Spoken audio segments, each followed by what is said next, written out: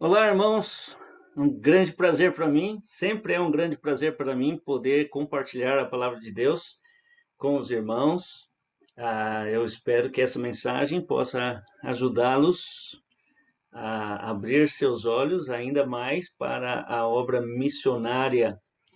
É meu desejo que todos nós possamos ser despertados para fazermos mais na obra do Senhor. Abra a sua Bíblia no livro de 1 Tessalonicenses, capítulo 2, versículo 1 a 8. Eu vou compartilhar a minha tela aqui com os irmãos. 1 Tessalonicenses, capítulo 2. Vamos falar sobre a importância da visão. Versículos 1 a 8. Porque vós mesmos, irmãos, bem sabeis que a nossa entrada para convosco não foi vã, mas, havendo primeiro padecido e sido agravados em Filipos, como sabeis, tornamo-nos ousados em nosso Deus para vos falar o evangelho de Deus com grande combate, porque a nossa exortação não foi com engano, nem com imundícia, nem com fraudulência, mas como fomos aprovados de Deus para que o evangelho nos fosse confiado, assim falamos, não como para agradar aos homens, mas a Deus que prova o nosso coração. Porque, como bem sabeis, nunca usamos de palavras lisonjeiras, nem houve um pretexto de avareza. Deus é testemunha. E não buscamos glória dos homens, nem de vós, nem de outros, assim que podíamos, como apóstolo de Cristo, ser-vos pesados. Antes fomos brandos entre vós, como a ama que cria seus filhos. Assim nós, sendo-vos tão afeiçoados, de boa vontade quiséramos comunicar-vos, não somente o Evangelho de Deus, mas ainda a nossa própria alma, porquanto nos eres muito queridos. Em Provérbios 28, 29 e 18, nós lemos: onde não há visão, o povo perece. Ainda essa mesma versão, em outra tradução, acho que na corrigida, diz: não havendo profecia, o povo se corrompe. Vamos falar sobre visão. Precisamos entender o que é visão no sentido bíblico. A palavra visão no hebraico, né, a língua que foi escrita, o Antigo Testamento, significa revelação, ou, como foi traduzido, profecia. O dicionário Webster define esta visão como a revelação de Deus, alguma coisa sobrenatural, apresentada à mente pela palavra de Deus. E aí nós temos também um outro versículo em Oseias, capítulo 4, versículo 6, que também traz essa mesma ideia dentro de um outro contexto, mas diz, Deus fala, o meu povo está sendo destruído, está perecendo, porque lhe falta o conhecimento. Então, visão e conhecimento da palavra de Deus, conhecimento da vontade de Deus. Cremos que visão nesse sentido, então, é o trabalho do Espírito Santo de Deus, que nos ajuda a compreender a palavra de Deus. Ele nos ensina a vontade de Deus para as nossas vidas pela palavra de Deus. Ele nunca vai se contradizer. Visão é uma coisa importante. Eu sei, eu posso falar porque estou pouco a pouco perdendo a visão. Graças a Deus ainda posso ver, mas por causa da diabetes, já há uns 27 anos que eu tenho diabetes, e então peguei essa retinopatia diabética, que vai piorando, especialmente o foco para eu ler, tenho bastante dificuldade.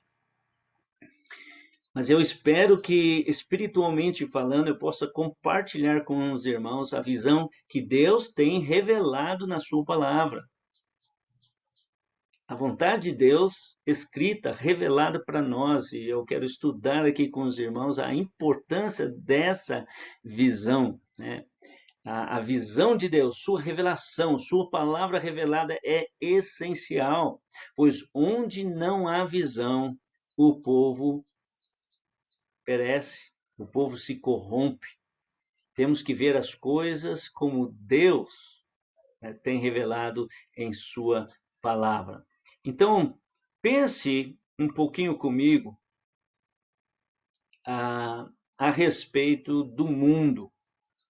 Procura pensar como Deus vê o mundo com seus mais de 7 bilhões de pessoas, né? Mais de 23 nações independentes, que há milhares de grupos de povos em cada um desses países. O Brasil tem, no geral, uns 300 povos, uns 250 povos indígenas, e uns 50 povos, talvez agora tenha mais, porque tem chegado bastante imigrantes de outros países, mas por volta de 300. A Índia tem 2.500 povos. A China tem uns 500 povos. Entre esses, há alguns grupos não alcançados, ou seja, aqueles que têm menos de 2% de presença cristã entre eles, onde a maioria não tem contato com alguma igreja, algum missionário, algum crente em Cristo. Nós não podemos alcançar todos eles para o Senhor, mas podemos tentar ganhar alguns desses para Cristo, e eles, por sua vez, então vão ganhar a seu próprio povo. Essa é a maneira como Deus vê. Lá em Mateus capítulo 9, versículo 36, Jesus viu as multidões, ele olhou para elas e, vendo as multidões, teve grande compaixão deles. Porque elas andavam como ovelhas, né, desgarradas, que não têm pastor, errantes pelo caminho, sofrendo. Assim ele olhava para as pessoas. Um jovem chegou para Jesus e perguntou: bom mestre, como posso herdar a vida eterna? E Jesus conversa com ele, e ele finalmente sai triste, porque ele era dono de muitas propriedades, e ele recusa, então, a resposta de Jesus. Mas a Bíblia diz que Jesus, fitando nele, o amou, o indivíduo e as multidões. O mundo está cheio de gente, 7 bilhões de pessoas, e nós devemos ver o mundo como Deus vê. Por isso Jesus disse: ide por todo o mundo e pregai o evangelho a toda criatura. É o desejo de Deus que o evangelho seja pregado a cada pessoa. Como aquele que inventou a Coca-Cola teve como seu alvo uma garrafa de coca na mão de cada pessoa, ele tinha uma visão de negócios. Será que nós não podemos ter essa visão de Deus, de amor às almas perdidas, e pensar que o evangelho deve ser levado a cada criatura? O evangelho, né, o evangelho do Senhor Jesus Cristo, o que que é? É a história da vida, da morte, do sepultamento, da ressurreição de nosso Senhor Jesus Cristo. E afinal de contas, então, quem é Jesus? João Batista, ele responde claramente, olhando para Jesus, vendo ele chegando, ele disse: olha, vejam, eis quer dizer veja, né?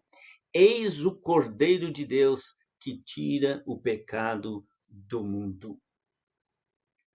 Obviamente, a Bíblia não ensina uma salvação universal, nem todos serão salvos, ao contrário, a Bíblia prediz que menos da metade vão ser salvos.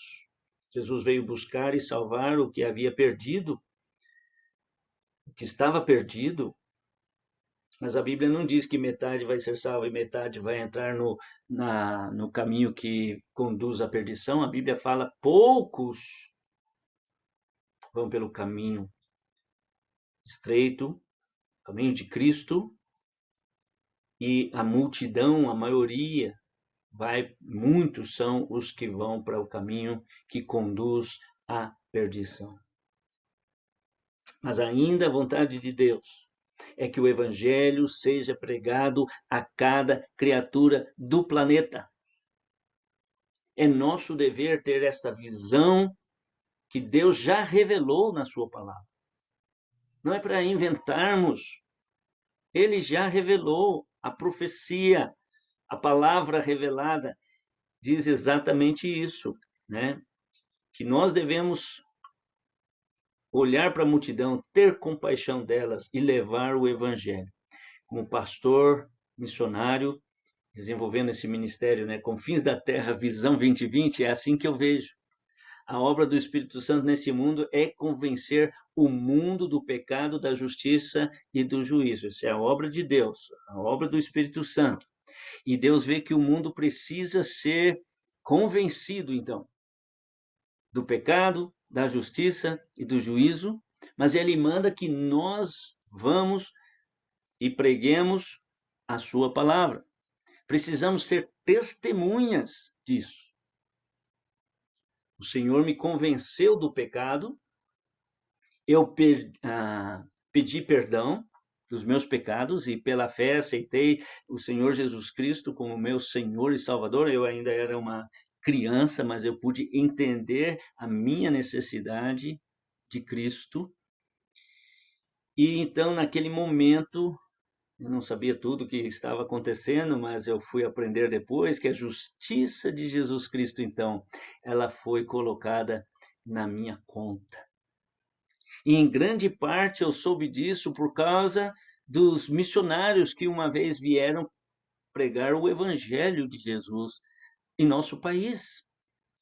Agora eu devo ser testemunha também na minha cidade, no meu estado, no meu país, nas regiões próximas, e até ter o desejo de que, através da minha vida, o evangelho possa chegar aos confins da terra. Esta foi a estratégia de Deus para que o evangelho, então, se espalhasse por todo o mundo e alcançasse, então, os povos não alcançados. Essa é a estratégia de Deus. Atos, capítulo 1, versículo 8. Mas recebereis poder, a virtude, né, do Espírito Santo, que há de vir sobre vós, e sereis minhas testemunhas, pregadores. A palavra mártir, né, é a palavra usada aí que quer dizer alguém que vai testificar até com a sua própria vida, tanto em Jerusalém como em toda a Judeia e Samaria até os confins da terra. Então, quanto você está comprometido com a obra missionária? É uma pergunta pessoal para cada um de nós respondermos. Quanto que você está comprometido com a obra missionária? Cristo morreu para comprar com seu sangue, né, os que procedem de toda tribo, todo povo, toda língua e nação. Depois que ele ressuscitou, ele comissionou então a sua igreja a fazer discípulos de todas as nações, de todas as etnias. Note que aí em Atos capítulo 1, versículo 8, o Senhor ensina sobre o avanço da sua igreja e sobre essa simultaneidade da obra. Quando ele diz para os discípulos, então, testemunharem, né, tanto em Jerusalém como em toda a Judéia. Não é primeiro em Jerusalém e depois na Judéia, tanto como em toda a Judéia, tanto em Jerusalém como em toda a Judéia e Samaria e até aos confins da terra. Precisamos ver o que Jesus então está nos mostrando aqui. Ele já tinha dito isso antes. ele fala em João capítulo 4, versículo 35, eu, porém, vos digo, erguei os vossos olhos e vede os campos, pois já branquejam para a ceifa. É o desejo de Deus que nós tenhamos uma visão correta, essa visão que foi revelada na sua palavra, essa visão que o Espírito Santo está tentando inculcar em nós. Então, agora vamos voltar para o nosso texto principal. Eu quero apenas destacar algumas verdades aqui sobre a obra missionária. 1 Tessalonicenses, capítulo 2, versículos 1 a 8. Algumas verdades fundamentais sobre missões, sobre o papel da igreja como uma agência nesse programa de Deus, na proclamação do evangelho na cidade, no país, nos lugares próximos com alguma barreira cultural e até aos confins da terra, onde as barreiras culturais ainda vão ser maiores. Então, a primeira lição que nós temos aqui nesse texto de 1 Tessalonicenses é: quando é que começa o trabalho missionário? Quando começa o trabalho missionário? Nós temos ali, podemos responder que missões é quando saímos do nosso lugar para levar o evangelho de Deus aos que estão perecendo. Vejamos novamente, vamos ler ali os primeiros 3 versículos. Paulo está escrevendo para a igreja e ele diz: porque vós mesmos, irmãos, bem sabeis que a nossa entrada para convosco não foi vã. Mas havendo primeiro padecido, sendo agravados em Filipos, como sabeis, tornamo-nos ousados em nosso Deus para vos falar o evangelho de Deus com grande combate, porque a nossa exortação não foi com engano, nem com imundícia, nem com fraudulência. Nós vemos aqui, então, um exemplo do que Paulo está falando. Fazer missões é uma obra que exige urgência. O trabalho missionário, irmãos, ele não pode esperar. A seara é grande, os trabalhadores são poucos, o tempo está correndo. A evangelização dos povos deve ser nossa prioridade absoluta nessa agenda. Por muitos anos nós ficamos muito pensando em nós mesmos. Quantos anos do movimento batista regular, e só há poucos anos, uns 20 anos atrás, é que nós começamos a mandar missionários para outros países. Por longo tempo nós ouvimos falar, temos 2 missionárias em Portugal. Depois eu conversei com o pastor Davi Bennett, que me disse que essas moças eram da igreja dele, e ele estava comigo lá na Índia. Quando eu estava falando para ele, eu lembro quando eu ouvia dizer que só tínhamos 2 missionárias, e graças a Deus por aquelas irmãs que foram pioneiras entre nossas igrejas para enviar missionários para outros países, mas demorou anos e anos quando começamos a mandar missionários para Moçambique e para os países aqui latinos ao redor, e também para a Ásia. E hoje, graças a Deus, através da nossa missão lá, Missão Maranata, e também outras missões não batistas regulares, onde alguns dos nossos irmãos trabalham em cooperação, estamos indo para outros países. Mas a evangelização dos povos, então, tem que ser prioridade absoluta da igreja. É tempo de sermos luz para as nações. Não há esperança para os pecadores fora de Cristo. Não há salvação senão pelo evangelho da graça. Ninguém pode ser reconciliado com Deus por meio de suas obras, sua religião, seus sacrifícios. Somente Cristo é o caminho para Deus. E algumas pessoas nunca ouviram falar de Jesus Cristo. Somente Jesus é a porta do céu. Somente ele é o mediador entre Deus e os homens. Qualquer outra mensagem seria inútil. Então, nota comigo aqui o versículo 2. Versículo 2. Mas havendo primeiro padecido e sido agravados em Filipos, como sabeis, tornamo-nos ousados em nosso Deus, para vos falar o evangelho de Deus com grande combate. Primeiro que Paulo saiu do seu lugar e chegou lá, né?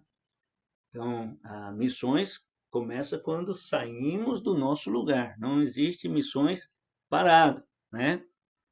E agora, o que nós vemos aqui no versículo 2, é a atitude do apóstolo Paulo, de confiança em Deus. Não no homem, não na igreja, mas em Deus.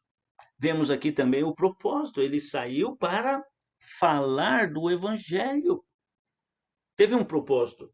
Tem algumas pessoas que às vezes saem em viagens missionárias, mas eles nunca nem pregam o evangelho na sua própria cidade, não estão comprometidos com o evangelismo, não estão demonstrando amor às almas perdidas, mas para fazer uma viagem missionária, né, fazer um passeio, alguns fazem algum investimento nessa área e exatamente o que eles foram fazer lá, não sei.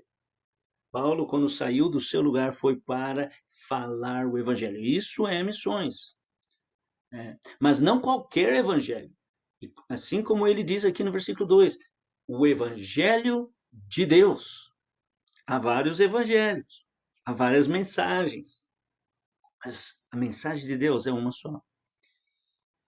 Se alguém invocar o nome do Senhor, será salvo. Arrependei-vos e crede no evangelho. Né? E Paulo, então, ele vai lá para pregar esse arrependimento. Ele diz que Deus apontou um dia em que, com justiça, há de julgar os povos. Ele marcou um dia em que vai julgar. E por isso ele clama às pessoas: arrependem-se, arrependei-vos e crede no Evangelho. Mas você nota também a circunstância. Era de grande combate. Não há missões sem luta. Não há missões sem luta. E veja a razão do combate no versículo 3. Versículo 3. Porque a nossa exortação não foi com engano, nem com imundícia, nem com fraudulência. Observe bem, né? Estamos numa batalha. E essa batalha é pela verdade, é pela santidade e é também pela sinceridade. Paulo falou a verdade. Falou não com imundícia, né? Mas com santidade. Tem muitos aí que estão vivendo vidas de pecado e comprometidos, mas não zelam pela santidade de Deus, não têm respeito pela santidade de Deus, não temem a Deus. Mas podem citar alguns versículos bíblicos e aí eles saem pregando, mas não é assim. Nós estamos numa batalha espiritual e essa batalha é pela verdade que nós temos recebido de Deus e devemos entregá-la com sinceridade também, né? Não com dolo, não com pretexto, não com uma falsa motivação. Então, entre as lições fundamentais, eu quero separar também no versículo 4 aqui, o que é o trabalho missionário? O que é o trabalho missionário? Versículo 4, Paulo continua dizendo: mas como fomos aprovados de Deus para que o evangelho nos fosse confiado, assim falamos, não como para agradar aos homens, mas a Deus que prova o nosso coração. Então, o que é missões? O que é missões? Bom, Dentro desse contexto, nós podemos dizer missões é quando levando o evangelho de Jesus, como Paulo, ele saiu do seu lugar para levar o evangelho lá aos Tessalonicenses, né? Missões é quando levando o evangelho de Jesus aos perdidos, o fazemos para a glória de Deus. Ele não estava ali para tentar agradar homens, ele estava ali para agradar a Deus. Bom, tem uma definição técnica de missões que abrange outras áreas. Por exemplo, eu gosto muito dessa definição. Missões é a igreja local anunciando o evangelho de Jesus Cristo além de suas próprias fronteiras, através de homens e mulheres que Deus chamou, preparou e comissionou e que chamamos missionários. É a igreja. A igreja somos nós, os membros, todos debaixo de um pacto, debaixo de um compromisso mútuo de obedecer, né, as escrituras, as ordenanças do nosso Senhor Jesus Cristo, praticando a disciplina bíblica e, então, edificando os crentes e pregando o evangelho aos perdidos. Mas nós devemos fazer isso também pregando o evangelho de Jesus além das próprias fronteiras da igreja. As fronteiras da igreja não são os muros da igreja. São o local de atuação dos membros, onde os membros já não podem atuar mais, fica longe, distante. Então nós enviamos alguém para lá. Alguém que Deus tem chamado, alguém que Deus tem preparado, comissionado através da igreja local, e nós chamamos eles então de missionários. Então, nós temos aqui agora a terceira coisa importante também para comentar aqui, né? Como fazer o trabalho missionário. Vamos comigo ali no versículo 7 e 8. Embora pudéssemos, como enviados de Cristo, exigir de vós a nossa manutenção, todavia nos tornamos carinhosos entre vós, qual ama que acaricia os próprios filhos. Especialmente o versículo 7, mas continuando aqui, assim querendo-vos muito, estamos prontos a oferecer-vos não somente o evangelho de Deus, mas igualmente a própria vida, por isso que vos tornastes muito amados de nós. Fazemos missões, então, irmãos, investindo aquilo que temos de melhor. Fazemos missões investindo aquilo que temos de melhor. Nós não podemos cumprir a agenda estabelecida de Deus por Cristo, né? De ir por todo o mundo e fazer discípulos de todas as nações sem fazer investimentos pesados na obra. Não fica contente de você só dar uns trocados, né? Eu não quero desestimular aqueles que estão fazendo isso, dando uns trocados, mas às vezes, por falta de visão, você dobra aqueles trocados, mas ainda é pouco, porque você sai para comprar alguns doces e você gasta muito mais. Tenho tido experiência assim, por falta de visão, alguns acharem que estão dobrando para missões, quando na verdade ainda era tão pouco, mesmo dobrando, ainda era pouco, porque numa saída que ele fazia para qualquer entretenimento, ele gastava muito mais. Então, para lembrar, Paulo diz que ele era enviado de Cristo. E ao invés de esperar receber, ele está investindo a sua própria vida. Somente uma igreja fiel, na mordomia, né, dos bens, pode ser missionária. Somente uma igreja generosa no ofertar pode ser luz para as nações. Quando eu falo igreja, irmãos, eu estou falando de cada membro. Você faz parte da igreja já, você tem um compromisso de participar com muita boa vontade e com generosidade do programa missionário da igreja. Nenhum deve ser impedido de fazer um pouco mais, ao contrário, deve ser sempre estimulados a fazerem mais, né? Não é suficiente apenas investimentos de recursos financeiros também. Nós precisamos de investimento de vidas. Quem são aqueles que vão se voluntariar e se apresentar e estudar? Como estamos precisando de mais obreiros? Quantas igrejas sem pastor? Quantos lugares sem igrejas? Precisamos de homens e mulheres que vão dispor suas vidas para serem obreiros. Que a igreja, então, vai enviar além de suas fronteiras.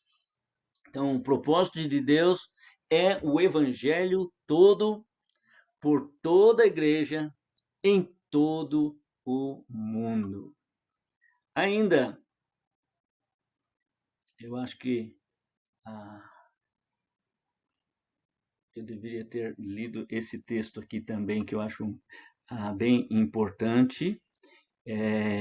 Vamos ler esse texto aqui, porque aqui você vê um exemplo das igrejas da Macedônia, né, encorajando os coríntios também, dando o que eles tinham de melhor. Paulo escreve então para os coríntios: Irmãos, vos fazemos conhecer a graça de Deus dada às igrejas da Macedônia. Como em muita prova de tribulação, houve abundância do seu gozo, da sua alegria, e como a sua profunda pobreza superabundou em riquezas da sua generosidade, porque, segundo o seu poder, o que eu mesmo testifico, e ainda acima do seu poder, deram voluntariamente, pedindo-nos com muitos rogos a graça e a comunicação desse serviço que se fazia para com os santos. E não somente fizeram como nós esperávamos, mas também a si mesmos se deram primeiramente ao Senhor e depois a nós pela palavra de Deus. Então, um grande exemplo de igrejas pobres, mas que estavam estimulando até igrejas ricas, mais abastadas, por causa do seu compromisso com alegria, com generosidade, com amor, né? E então agora nós vemos ainda no texto do apóstolo Paulo ali, em 2 Tessalonicenses, 1 Tessalonicenses capítulo 2, por quê? Por que fazer a obra missionária? Versículo 8. Paulo diz: assim, querendo-vos muito, estávamos prontos a oferecer-vos não somente o evangelho de Deus, mas igualmente a própria vida. Já lemos o versículo, mas eu quero destacar então o desejo deles. Por que eles estavam fazendo aquilo? Por que Paulo estava fazendo aquilo? Porque Paulo queria, junto com a sua equipe, seus auxiliares, seus missionários, seminaristas que estavam com ele, eles queriam muito. Ou como diz uma outra versão, por causa do grande afeto por vós. Assim foi traduzido no inglês, em outras versões em português, né? Eles queriam muito, eles tinham um grande afeto, amor pelas almas perdidas. Então, como resposta, por quê? Nós podemos dizer por querer, né? Por querer ganhar almas para Deus. Simples assim. Pelo amor às almas perdidas. O seu amor está sendo revelado de compromisso para os irmãos, pela Bíblia. Seu amor a Deus é revelado, é expressado pela sua paixão, pela palavra de Deus, pela igreja, o povo de Deus, mas também é demonstrado pela sua atitude com relação às almas perdidas. Lembra, Jesus vendo as multidões teve compaixão delas, né? O apóstolo Paulo, no versículo 22, ele disse que fazia-se de fraco para com os fracos, com o fim de ganhar os fracos. Ele diz, fiz-me tudo para com todos, com o fim de por todos os modos salvar alguns. Tudo faço por causa do evangelho, com o fim de me tornar cooperador com ele. Então, volta ao exemplo do nosso Senhor Jesus Cristo. Quando ele olhou, né, para as multidões, ele viu as multidões e teve grande compaixão deles, indivíduos, no meio da multidão. Então, a minha pergunta, nesse final aqui, dessa meditação sobre a obra missionária, é sobre a sua visão. Como vai a sua visão? A sua visão é apenas horizontal ou você tem visto como vinda de Deus, né? Você olha para Deus e olha para frente e vê como Deus vê. Você tem visto a obra de Deus da maneira que Deus quer que você veja? É muito importante, precisamos dessa visão de Deus. Sem visão, sem a profecia, sem a revelação, sem a vontade de Deus revelada, o povo perece. Pessoas estão morrendo, pessoas estão perecendo tão simplesmente porque nós não estamos vendo do ponto de vista de Deus. Olhamos e procuramos apenas o nosso próprio conforto, olhamos e procuramos cuidar dos nossos interesses, mas quando vemos as pessoas caminhando sem Cristo, como é que nós vemos? Pessoas ao nosso redor, pessoas um pouco mais distantes de nós, que têm alguma barreira cultural que talvez nos impeça de chegar facilmente até elas, e outras mais distante ainda, além-mar, povos inteiros esperando que chegue alguém lá para falar do Evangelho. Sem visão, o povo perece. Minha pergunta, você já recebeu o Evangelho? Talvez você está aí hoje à noite, ou hoje à tarde, eu não sei que horas você está vendo essa gravação, e você é um daqueles que ainda precisa entender o Evangelho, ter entendimento, senão vai perecer. Mas se você está lembrado que foi mencionado que Jesus veio e morreu, o sangue dele é que nos lava de todo o pecado. Jesus é o Cordeiro de Deus que tira o pecado, ele tira o pecado. Você pode confiar nele, você pode crer nele. Ele é o Salvador do mundo. Se alguém ouvir a sua voz e crer, ele disse, tem a vida eterna, não entrará em condenação, mas passou da morte para a vida. Você já creu em Jesus como seu Senhor e Salvador? Você tem expressado isso através do seu amor a Deus e a sua palavra? Você tem expressado isso, que você realmente crê no Evangelho, pelo amor que você tem ao povo de Deus e gostaria de estar sempre reunidos com eles para louvar a Deus pelo que ele fez por você? Você tem revelado essa sua fé em Jesus Cristo também no seu desejo de ver pecadores como você era, sendo salvos pela graça e a misericórdia de Deus por meio de Jesus Cristo? Você quer ganhar almas para Deus? Se você já aceitou Jesus Cristo como seu Senhor e Salvador, você deve também ter o desejo de ser um ganhador de almas. O que você está fazendo como a sua parte na igreja local? Você está saindo do seu lugar para pregar o Evangelho de Deus? Então, deixe-me voltar aqui com os irmãos.